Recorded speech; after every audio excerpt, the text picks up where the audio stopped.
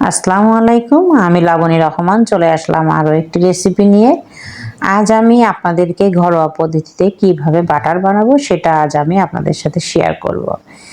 এখানে আছে দুধের সর, এখানে 1 সপ্তাহ সর আমি জমিয়ে রেখেছি।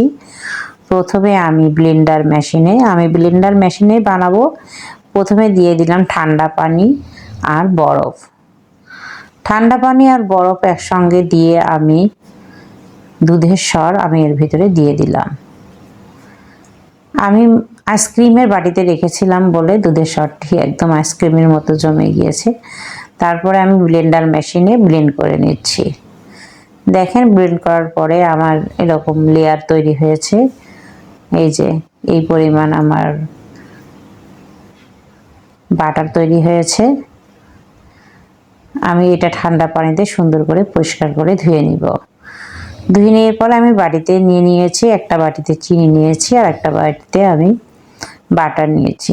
বাটার বা মাখন আর কি, যেটা আপনারা বলতে ইচ্ছুক সেটা বাটারও বলতে পারেন, মাখনও বলতে পারেন। এটা আমি সকালের নাস্তার জন্য আমি প্রথমে পাউরুটির সাথে মাখিয়ে নিয়েছি।